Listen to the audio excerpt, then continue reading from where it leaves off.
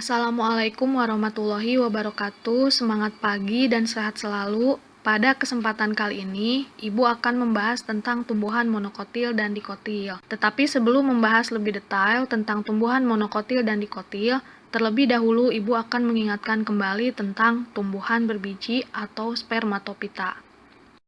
Tumbuhan berbiji atau spermatopita dikelompokkan menjadi tumbuhan berbiji terbuka atau gimnosperme dan tumbuhan berbiji tertutup atau angiosperme. Tumbuhan berbiji terbuka atau gimnosperme memiliki biji yang tidak ditutupi atau dibungkus daun buah.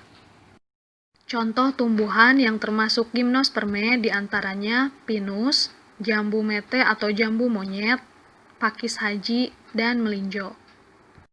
Kemudian, tumbuhan berbiji tertutup atau angiosperme memiliki biji yang ditutupi atau dibungkus daun buah dan memiliki bunga.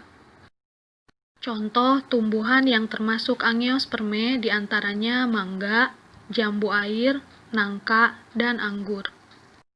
Tumbuhan berbiji tertutup atau angiosperme berdasarkan jumlah keping bijinya dibedakan menjadi tumbuhan monokotil atau biji berkeping 1 dan tumbuhan dikotil biji berkeping 2. Memasuki pembahasan inti, apakah perbedaan tumbuhan monokotil dan dikotil? Simak baik-baik pembahasan yang akan Ibu sampaikan supaya mudah difahami. Bismillah. Perbedaan tumbuhan monokotil dan dikotil. Yang pertama, jumlah keping biji. Perhatikan gambar berikut. Tumbuhan monokotil, jumlah keping biji 1. Tumbuhan dikotil, jumlah keping biji 2. Adapun bagian-bagian biji pada monokotil, di sini biji jagung. Yang pertama ada kotiledon, plumula, seludang, jaringan buah, kulit biji, endosperma, poros embrio, dan radikula.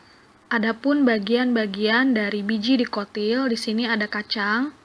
Yang pertama kulit biji, plumula, radikula, poros embrio, dan kotiledon. Di sini jelas terlihat untuk monokotil, kotiledonnya ada 1 atau keping bijinya 1, dan pada dikotil, kotiledonnya ada 2 atau keping bijinya 2. Yang kedua, struktur akar. Tumbuhan monokotil berakar serabut, sementara tumbuhan dikotil berakar tunggang.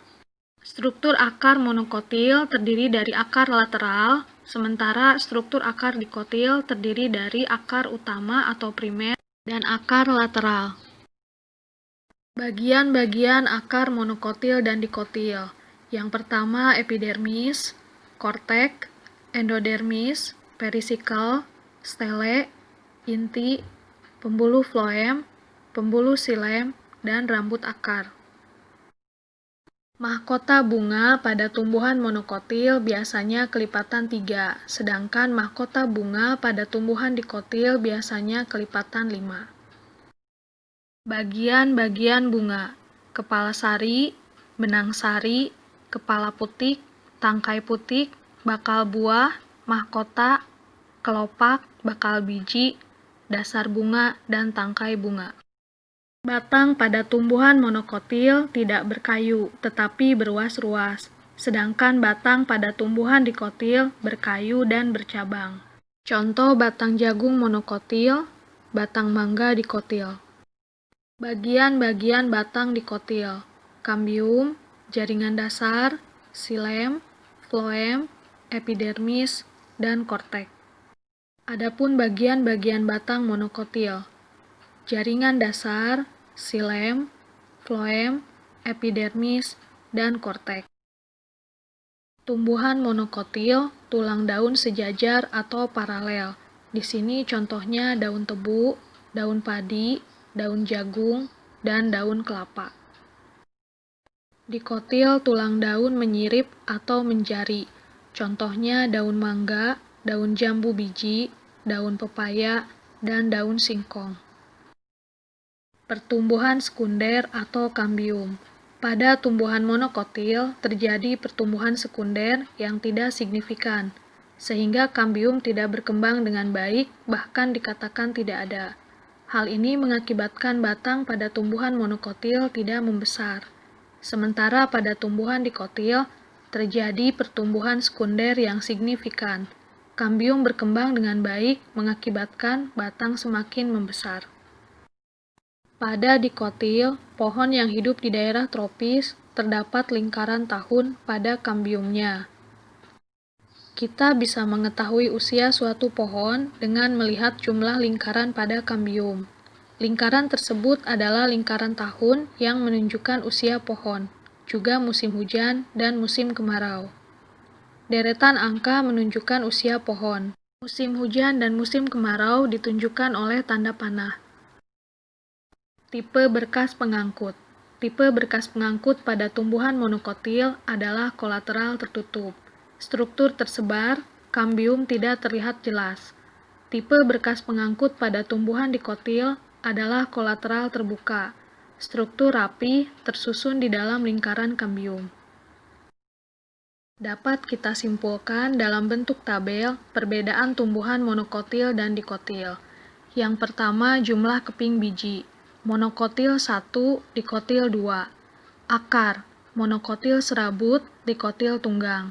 Bunga, monokotil kelipatan 3, dikotil kelipatan 4 atau 5.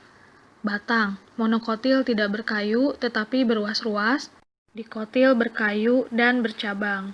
Tulang daun, monokotil sejajar atau paralel, dikotil menyirip atau menjari. Pertumbuhan sekunder atau kambium. Monokotil, tidak tumbuh dengan signifikan atau bisa dikatakan tidak ada. Dikotil, ada. Tipe berkas pengangkut.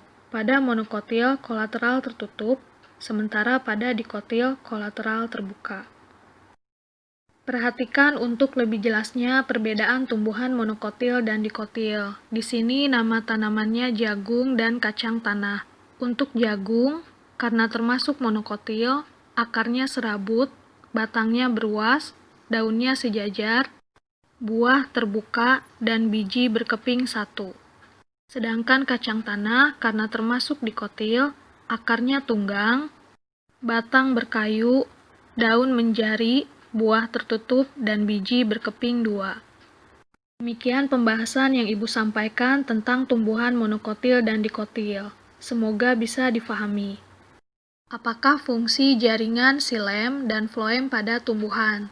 Silakan dibuka classroom-nya untuk menjawab pertanyaan tersebut. Sekian, terima kasih telah menyimak pembahasan yang Ibu sampaikan.